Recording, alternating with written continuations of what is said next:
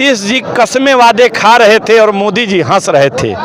इससे बड़ा तमाशा, इससे बड़ा राजनीतिक तमाशा देश ने देखा होगा। एक मुख्यमंत्री कह रहा है हम आपके साथ रहेंगे, हम बीच में गायब हो गए थे। क्या है यार। और मोदी जी हंस रहे हैं ताली पीट के। वो जानते हैं कि ये आदमी कह रहा है इसका कोई ठिकाना नहीं का मतलब।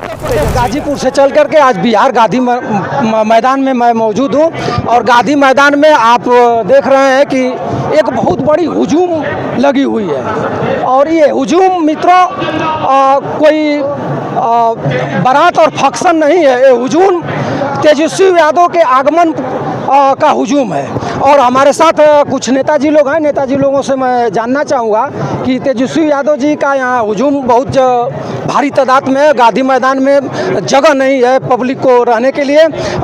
2024 आगाज होने वाला 2024 में बिहार से आप नरेंद्र मोदी जी को कैसे फतह करा करके यहाँ से रिटर्न कराएंगे। आपका स्वागत है हमारे चैनल। धन्यवाद। क्या नाम है आपका? डॉक्टर पुनीत कुमार सिंह। ये बताएं कि आज 2024 का यहाँ से कुछ संदेश देने वाला बिहार के लोग नीतीश तेजस्वी जी बाड़ा 2024 में आज इस मैदान में बिहार यह संदेश देगा कि यह परिवर्तन की बयार है और आने वाली इंडिया गठबंधन की सरकार है। आप यह देख रहे हैं स्वतः स्फूर्त साधन विहीन जनता और यह मौसम की बेरुखी, फिर भी इस मैदान में आप देख रहे हैं, मैदान के ठीक मध्य में आप खड़े हैं। और यह जहां आप खड़े हैं मैदान के मध्य में, यहाँ से जब भर जाता है तो 7 से 8 लाख और बाकी इस मैदान की कैपेसिटी 10 लाख है। तो 10 लाख लोगों की ओर अब यह रैली बढ़ रही है।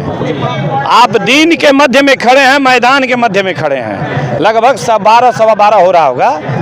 और मोटा मोटी अभी 1 घंटा अभी हमारे नेता को आने के लिए है। समाजवादियों के साथ साथ यहाँ आप देख रहे हैं कि वाम दल कांग्रेस के साथ इंडिया गठबंधन बना था।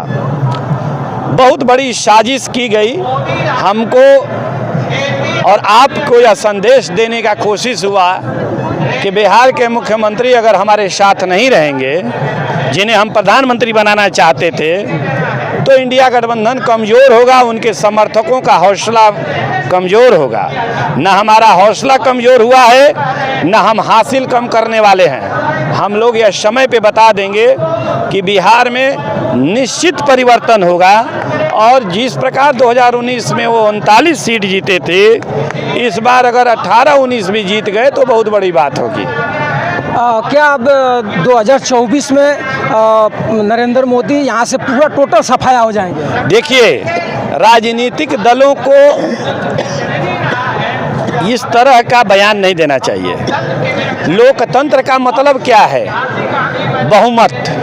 आप भी हैं, हम भी हैं, किसी का बहुमत है और किसी का नहीं है। लोकतंत्र की यह खूबसूरती है। इस तरह का अतिशयोक्ति अहंकारी लोग बोलते हैं कि ये साफ हो जाएंगे, वो साफ हो जाएंगे, हम 400 के पार हो जाएंगे, हम 1600 पार। हो सकता है कि यह 1600 कह देते पार हो जाएंगे, कोई मतलब है? 1984 में एक बार 425 सीट कांग्रेस को आई और वहीं से उसका पतन हुआ और आज उस स्थिति को आप देख रहे हैं। तो कांग्रेस के बाद भारतीय जनता पार्टी राष्ट्रीय फलक पे जिस तरह अभी है, वो है अब अपने पतन का रास्ता खुद खोज रही है। अब बिहार में 39 को सीट है, 45 को कैसे जीतिएगा? बात समझ रहे हैं मेरी बात ना? 39 है तो कहिएगा 39 जीत जाएंगे, 45 तो होगा नहीं। तो इस तरह की बोलने वाले लोगों को ये भी नहीं पता कि किस राज्य में कितनी सीट है, किस तरह की राजनीतिक परिस्थिति है। और लोकतंत्र जीवंत होता है, आज हमारे पक्ष में, कल आपके पक्ष में। जनता को जो मुद्दे पसंद आएंगे, बिहार में आज मुद्दा क्या है? नौकरी। नौकरी का मतलब तेजस्वी यादव। महागठबंधन जिंदाबाद, जिंदाबाद जिंदाबाद, तेजस्वी जिंदाबाद, जिंदाबाद जिंदाबाद, चाचा मुर्दाबाद, मुर्दाबाद मुर्दाबाद। अभी आप ये बात समझिए कि भारतीय जनता पार्टी मनोविज्ञान का एक कहावत है, फ्लाइट ऑफ आइडियाज़। वो रोज नया शिगुफा छोड़ते हैं, लेकिन किसी शिगुफे पे नहीं टिकते हैं। ना नौकरी पे टिके, 2014 में ना नौकरी का उनका मुद्दा था, आज तक नहीं हुआ। जी, ये कैसे कह रहे हैं लोग 400 से पार हो जाएं? किस आंकड़ा से कह रहे हैं? उनके पास वही आंकड़े दे रहे हैं कि 400 आंकड़े वही दे सकता है पूरे देश में, हिंदुस्तान में, जो भारत के न भूगोल को न भारत की विविधता को समझता है।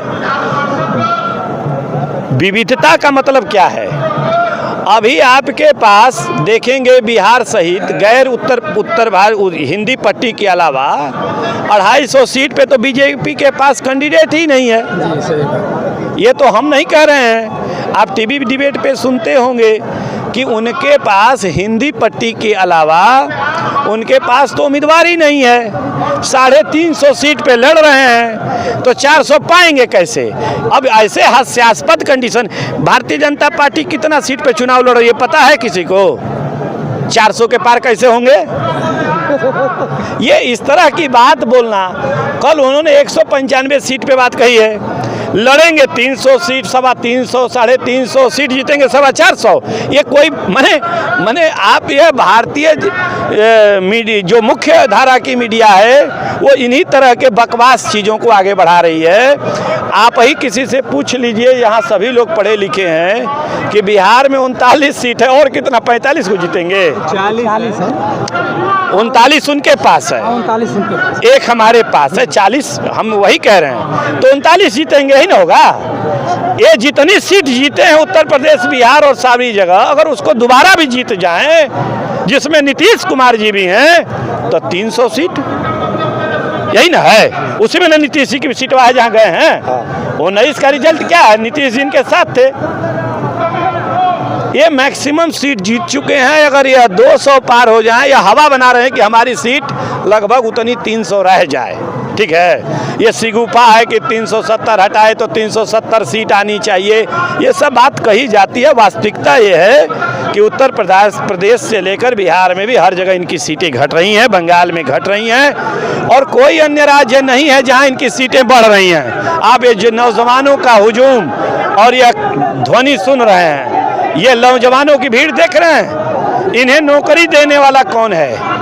और नौकरी देने वाला तेजस्वी है और पाने वाले नौजवान हैं। नीतीश जी तो कह रहे हैं कि नौकरी हम दिए, हम मुख्यमंत्री थे। अरे भाई ये बताओ, एक छोटी सी बात बता दो, अगर वो नौकरी सही में दे रहे थे तो 17 महीने पहले क्यों नहीं दिया?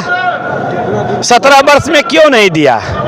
अगर दे ही रहे थे तो पहले दे दिए होते। इंतजार किया कि पूरी की पूरी एक पीढ़ी बूढ़ी हो जाए और उसके बच्चे अब नौकरी पा रहे हैं ना। 2005 में जो लोग नौकरी पाने लायक होंगे, क्या 18 वर्ष में वो नौकरी पाने लायक रह गए हैं? तो ये बकवास बात और ये फ्रॉडगिरी है। कहीं वो नौकरी नहीं दे रहे थे। तेजस्वी जी ने परमानेंट कहा था कि मैं अस्थाई नौकरी दूंगा, और उन्होंने देकर दिखा दिया कि यह जनवादी सरकार है, यह समाजवादी सरकार है, यह आर्थिक और सामाजिक न्याय करने वाली पार्टी है। और इसका निश्चित तौर पर आप 70% युवा इस्राएली में दिख रहे हैं। एक पता करिए कैसे आए हैं, उनकी आवाज़ क्या है, उनका दर्द क्या है।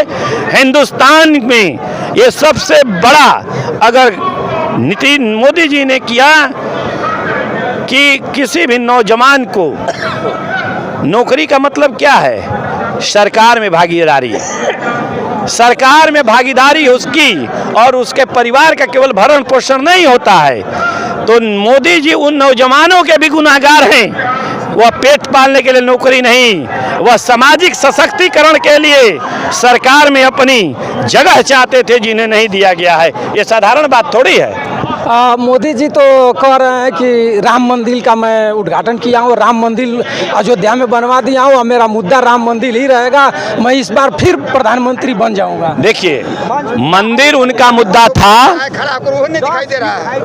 मंदिर मुद्दा था, मंदिर मुद्दा है उन्होंने कहा मंदिर बना दिए, हम उसका स्वागत कर रहे हैं। हमने मंदिर का तो मंदिर उन्होंने बनाया, तो मंदिर बनाया तो उसके लिए तो किसी ने नहीं कहा कि आपने ये गलत किया, वो गलत किया। बहुत खुशी की बात है, बनाया। लेकिन एक प्रश्न है, राम और रोटी, भूखे भजन न हुई गोपाला, ले ला अपन कंठी माला।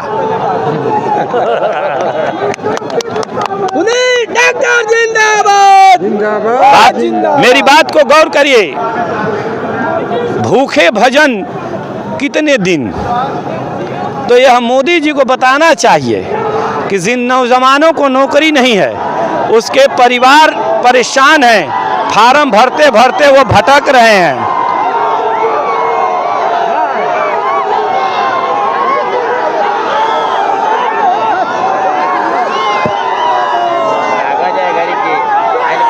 पुलिस प्रशासन के लोग किस तरह दबाव बनाकर भीड़ को तितर बितर करने की कोशिश कर रहे हैं। लेकिन मैं राष्ट्रीय जनता दल इंडिया की गठबंधन के गरीबों का बल जनता दल, राष्ट्रीय जनता दल जो है, देख लीजिए कितने अनुशासन में लोग हैं, फिर भी लोग चूटी काट रहे हैं, है ना। तो चूटी काटने से हम कहेंगे नौजवान संयमित रहें, इस तरह के बहकावे में नहीं आना है।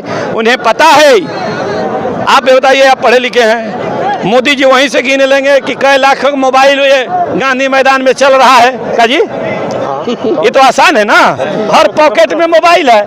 तो आप वहीं से दिल्ली से गिन लीजिए 10 लाख मोबाइल है कि 15 लाख है कि 20 लाख है। कहने का मतलब है कि उत्तर प्रदेश और बिहार बहुत दिनों से इनके सपने में आते रहता है। आज तक भारतीय जनता पार्टी बिहार में अपने बल पर सत्ता नहीं पाई और राष्ट्रीय जनता दल ने यहाँ पर अब 15 साल राज किया है। नीतीश जी के साथ भी 3.5 साल सरकार चलाई है। लेकिन समय के हिसाब से आप देखेंगे यह परिवर्तन निश्चित है। हमारे नेता कहते हैं, क्या मोदी जी गारंटी देंगे कि न चाचा जी उन्हीं के साथ और रहेंगे? तो ऐसे अनप्रेडिक्टेबल, कल नीतीश जी कसमें वादे खा रहे थे और मोदी जी हंस रहे थे। इससे बड़ा तमाशा, इससे बड़ा राजनीतिक तमाशा देश ने देखा होगा। एक मुख्यमंत्री कह रहा है हम आपके साथ रहेंगे, हम बीच में गायब हो गए थे। क्या है यार? और मोदी जी हंस रहे हैं, ताली पीट के। वो जानते हैं कि ये आदमी कह रहा है, इसका कोई ठिकाना नहीं है। फिर से इसके दिमाग में कीटाणु जो है वो रेंगना शुरू कर दिया, हम यहीं रहेंगे कि वहाँ रहेंगे। अरे भाई, कहने की जरूरत क्या है? अभी बताइए, हम सभी लोग यहाँ खड़े हैं, इसमें कहने की जरूरत क्या है कि गांधी मैदान में हम हैं, आप दिखा रहे हैं। तो नीतीश जी के दिमाग में कीटाणु चल रहा है, वो कभी भी कुछ भी कर सकते हैं और ईश्वर करें। आपको अभी भरोसा है कि नीतीश जी फिर हमारे पाले में आ सकते हैं? हम क्या कह रहे हैं, हमें भरोसा नहीं, यह विश्वास है कि वो कहीं भी जा सकते हैं। मेरे और तेरे का बात ही नहीं रह गया है, ठीक है। तो नीतीश जी की राजनीतिक की अंतिम यात्रा में वो कहीं भी किसी भी जगह जा सकते हैं। हम लोग उनके आश्रय यह रैली नहीं किए थे और उन लोगों के समर्थन से राष्ट्रीय जनता दल का यह परिवार महागठबंधन नहीं चल रहा है। देश में एक आदमी को ये लोग केवल फोड़ पाया, जिसका नाम है नीतीश। बाकी हमारे गठबंधन इंटैक्ट हैं अन्य राज्यों में। तो बिहार में परिवर्तन होगा, लोकसभा में भी इंडिया गठबंधन के पक्ष में रिजल्ट होगा। आप चाहे जितना मैनिपुलेट कर लीजिए, निश्चित रूप से इंडिया गठबंधन की सीट बढ़ेगी। और लास्ट सवाल हमारा ये है कि आप उत्तर प्रदेश के एक विधायक हैं ओम प्रकाश राजभर जी, आज से कुछ दिन पहले इसी गांधी मैदान में शायद उनकी रैली थी। हाँ, अच्छा, ठीक है। रैली थी और वो नाल मुड़ा रहे हैं और कह रहे हैं बार बार कि मैं बिहार में बहुत अच्छी बहुमत से अपनी सीट को निकाल रहा हूं और मोदी की सरकार लाऊंगा। क्या उनके प्रति का? अब ओम प्रकाश राजभर जी उत्तर प्रदेश में अभी पीले गमछे वाले अभी मंत्री बनने के लिए वहाँ बेचैन है। वही है ना, एक पीले गमछे वाले उनके नेता जो हैं वहाँ पहले वो नाल मढ़वा के गढ़वा लें, फिर यहाँ की चिंता करें, ठीक है। वो भी वही है ना जो यहाँ के हमारे चचा हैं, वो भी हम लोग के चचे हैं, ठीक है। तो दोनों चचा अपना सुविधा के हिसाब से अपना बोलते रहते हैं, ठीक है, बड़े नेता हैं, हम लोग में ज़्यादा कुछ बोलना नहीं है। इतना ज़रूर है कि बार बार पलटने से पहले अपनी आँखों में भी झांक के देख लेना चाहिए कि मेरी सूरत कैसी है और सीरत और नीयत कैसी है, इसलिए इससे ज़्यादा नहीं बोलना है।